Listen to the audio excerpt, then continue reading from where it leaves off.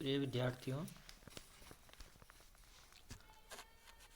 मैं डॉक्टर पूर्णमल मीना से आचार्य हिंदी शहीद कैप्टन रिपुदमन सिंह राजकीय महाविद्यालय सवाई माधोपुर से। विद्यार्थियों, मैंने पूर्व में बीए पाठ प्रथम वर्ष हिंदी साहित्य के प्रथम प्रश्न पत्र में कवि सूरदास के पद्यांशों पर चर्चा की थी। उसी को आगे बढ़ाते हुए हम आज जो सूरदास जी के अंतिम पद्यांश है उन पर चर्चा करेंगे। विद्यार्थियों, जोगी भ्रमत जाए लगे भूले सो तो है अपमाई, सूरत श्याम ते न्यारे न पलछन जो घटते परछाई। जिस प्रकार योगी केवल मात्र योग साधना में ही विश्वास करता है, योगों के माध्यम से उस साधना के माध्यम से सब कुछ प्राप्त करना चाहता है और उसके लिए वो भटकता रहता है, परेशान होता रहता है, किंतु ये नहीं समझता कि वो हमारे स्वयं के शरीर में विद्वान है। क्योंकि कहा गया है कि ईश्वर का प्रतीक श्री कृष्ण भगवान पल पल और क्षण क्षण के लिए भी हमसे अलग नहीं होते हैं। और अंत में गोपियाँ कहती हैं कि वे हमारे हृदय में उसी प्रकार से निवास करते हैं जैसे घड़े में परछाई हमेशा विद्यमान होती है। तो इस प्रकार से जो है गोपियाँ अपनी बात को यहाँ समझाने का प्रयास करती है। अगला है विद्यार्थियों श्री कृष्ण वचन। उदो मोई ब्रज विसरत नाही, हंस सुता की सुंदर नगरी कगरी, अरु कुंजन की छाई, वे सुरभि वे वक्ष दोहनी, खरिक दुहावन जाई, ग्वाल बाल मिल करत कुलाहल, नाचत गई गई बाई। ये मथुरा कंचन की नगरी, मणि मुक्ता हल जाई, जब वही सूरत आवती व सुखी, जीव मुगत तन नाही, अनगन भांति करी बहु लीला, जसुदानंद निभाई, सूरदास प्रभु रहे मोन है, यह कही कही पछताई। ये पद्यांश विद्यार्थियों वियोग की स्थिति को स्पष्ट करता है। जब कृष्ण भगवान ब्रज से मथुरा के लिए चले जाते हैं, वहाँ की जो सुंदर स्मृतियाँ थी ब्रज की, उनमें वो हमेशा खोए रहते थे। गोपियों का जो प्रेम था, उनका जो विरह है, उनको सुनकर के वो चिंतित हो जाते थे। उसी बात को यहाँ पे सूरदास ने बताने का प्रयास किया है। जब उद्धव जी के मुख से गोपियों का जो प्रेम है, उनकी जो व्याकुलता है, उनका जब उद्धव जी कृष्ण को समाचार सुनाते हैं तो कृष्ण की जो है मन की स्थिति है वो बड़ी ही मार्मिक दिखाई देती है।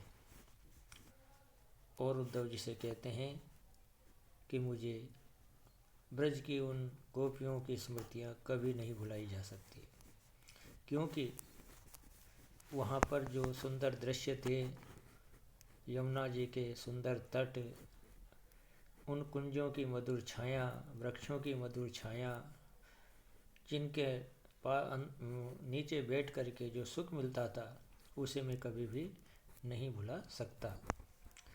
इतना ही नहीं, वो आगे कहते हैं कि बहुत सुंदर गायें, छोटे छोटे बछड़े सुंदर, हम उन्हें लेकर के गौशाला में गायों का दूध दोहने जाते थे। वो दृश्य अत्यंत ही सुंदर और रमणीय होता था। इतना ही नहीं, आगे कृष्ण कहते हैं कि उन मित्रों के साथ, उन सखाओं के साथ, उन कोलाहल करते हुए उच्चारणों के साथ आपस में एक दूसरे के गले में हाथ डाल करके नाचते गाते आनंद लेते थे, उन स्मृतियों को यहाँ कृष्ण याद करते हैं और कहते हैं कि ये मथुरा का जो दृश्य है, यहाँ तो सुंदर सोने से बने हुए महल हैं, मणिमुक्ताओं से परिपूर्ण है, यानी हर प्रकार से संपन्नता की नगरी मानी जाती है। किंतु मुझे जो ब्रज में जो सुख प्राप्त होता था, मैं उस सुख को देख करके मन ही मन आनंदित हो उठता हूँ, किंतु मेरा जो शरीर है वे जाने में विवश महसूस करता है।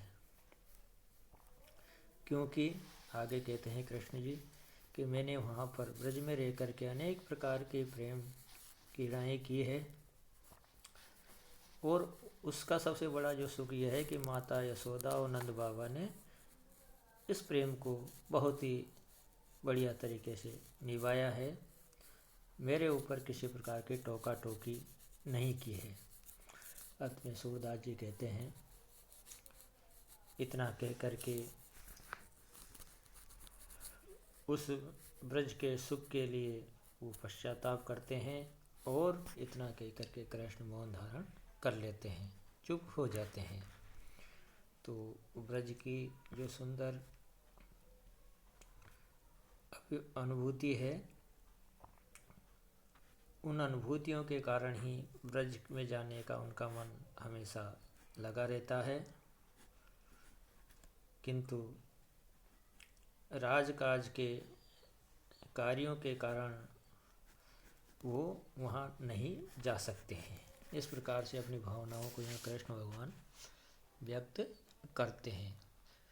अगला है विद्यार्थियों अंतिम पद्यांश द्वारिका चरित, यानी कृष्ण का मिलन।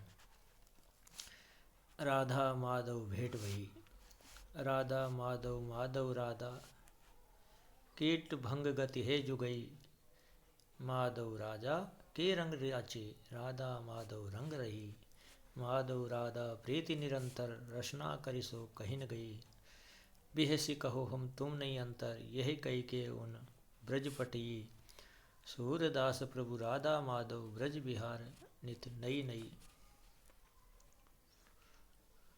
यहाँ पे सूरदास जी ने अपने सूरसागर ग्रंथ से जो है इसे लिया है, और राधा और कृष्ण के मिलन की बात इसमें बताई गई है, और दोनों में एक प्रेम की पराकाष्ठा देखी जा सकती है। तो कवि सूरदास जी कहते हैं, राधा माधव भेंट भई, राधा और कृष्ण जी का जो है यहाँ पे मिलन होता है। जिस प्रकार से भृंग जो कीड़े को पकड़ करके, भोरा जो होता है भृंग, बार बार चक्कर लगा लगा करके उसे अपनी ओर आकर्षित करने का प्रयास करता है, उसी प्रकार की स्थिति राधा ने श्री कृष्ण को और श्री कृष्ण ने राधा को प्रभावित करने का प्रयास किया है। और कहा गया है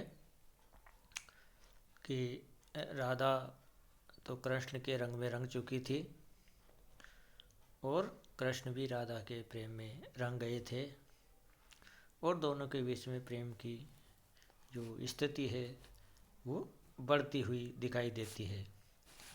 इसलिए सूरदास जी कहते हैं कि उस दृश्य का वर्णन करना संभव नहीं है। अंत में विहसी कहो हम तुम नहीं अंतर, यही कही के उन ब्रजपटी, सूरदास प्रभु राधा माधव ब्रज बिहार नित नई नई। कृष्ण ने मुस्कुरा कर कहते हैं कि आप में और मेरे में कोई किसी प्रकार का अंतर नहीं है, और यह कह कर के कृष्ण उन्हें ब्रज भेजा है। सूरदास जी यही कहते हैं कि राधा और कृष्ण दोनों ने मिल कर के ब्रज में प्रतिदिन नई नई प्रकार की क्रीड़ाएँ की है। इसी कारण से उनका जो प्रेम है वो अधिक बढ़ता हुआ ही दिखाई देता है। यहाँ पे लटानुप्रास है और सूरदास जी ने पूरे पद्यांश में ब्रज भाषा को बहुत ही सटीक ढंग से प्रस्तुत किया है। तो विद्यार्थियों, आज सूरदास जी द्वारा रचित इन पद्यांशों की व्याख्याएं हमने की है और आज ये पाठ आपका समाप्त हो चुका है।